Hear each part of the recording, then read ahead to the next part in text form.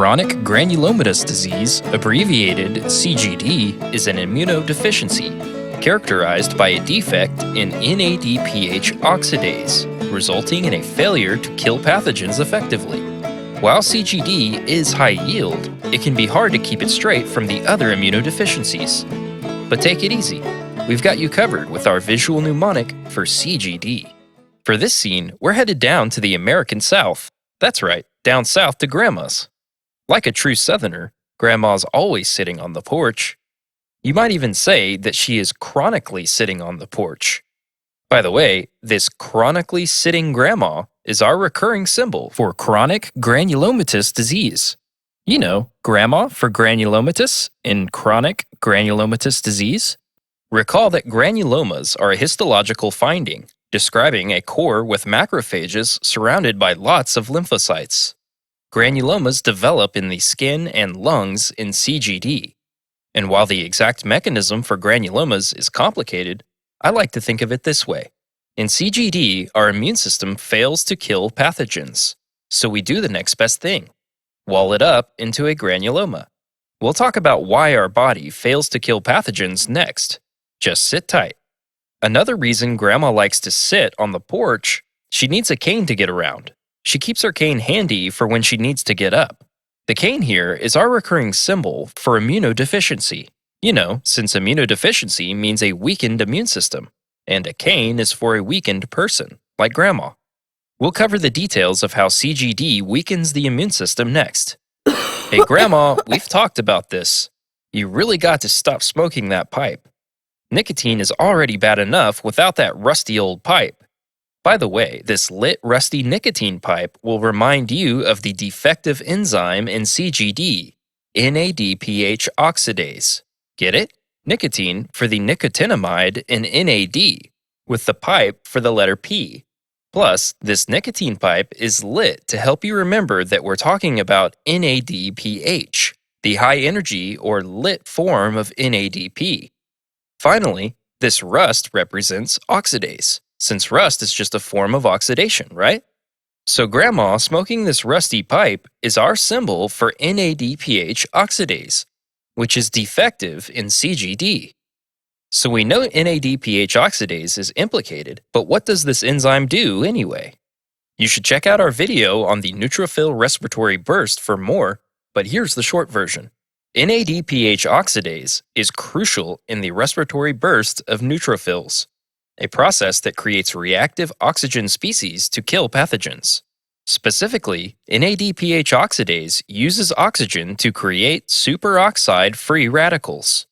These free radicals and other reactive oxygen species then go on to kill pathogens. Thus, defective NADPH oxidase means impaired ROS production, impaired respiratory burst, and ultimately impaired killing of pathogens. Patients with CGD are particularly susceptible to certain types of pathogens, which we'll discuss next. Like any other grandma, our grandma has a special weak spot for her cat that she's always petting. In fact, you could even say Grandma is particularly susceptible to her cat. Grandma's susceptibility to her cat will remind you that in CGD, patients are susceptible to catalase-positive organisms. You should review microbiology yourself, but common catalase-positive bugs to know include Staph aureus, E. coli, and Aspergillus.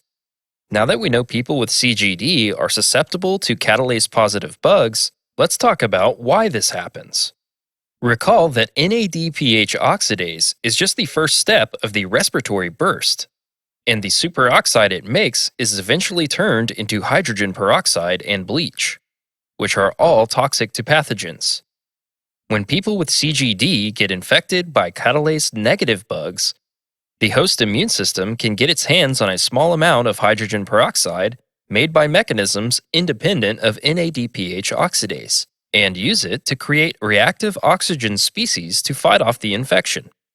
However, when infected by catalase-positive bugs, this method fails because catalase's job is to break down hydrogen peroxide before the host immune system can use it. Therefore, catalase-positive organisms survive in CGD and go on to cause severe infections. These infections are usually skin infections or pneumonia and Staph aureus is the most common cause. Now that we've covered the pathophysiology of CGD, let's talk about who gets the disease. For that, let's turn our attention to the family heirloom around Grandma's neck, her cross necklace. Remember, Grandma lives down south, right in the heart of the Bible Belt. We'll use this cross necklace to remind us that the X-linked recessive form of CGD is most common. If you know your genetics, this X-linked recessive pattern means that males are most commonly affected. Before we close, let's talk about a few tests used to give a diagnosis of CGD. Aside from attending church, Grandma doesn't have much to do out here but sit on her porch and watch the road for visitors. This road is our symbol for the dihydrorhodamine test that is used to diagnose CGD.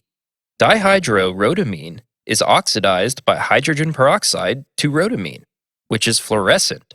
In CGD, the dihydrorhodamine does not fluoresce, since defective NADPH oxidase means that there is less superoxide and therefore less hydrogen peroxide around to oxidize the dihydrorhodamine. Whoa, did you see that car on the road? It's got blue nitro coming out of the exhaust. That blue nitro is our last symbol and will help you remember the nitro blue tetrazolium test. Nitro blue tetrazolium turns from yellow to blue in the presence of reactive oxygen species from neutrophils.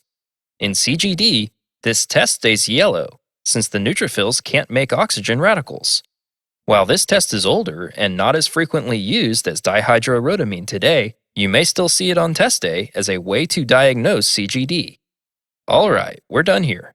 Let's wrap up and bring Grandma inside.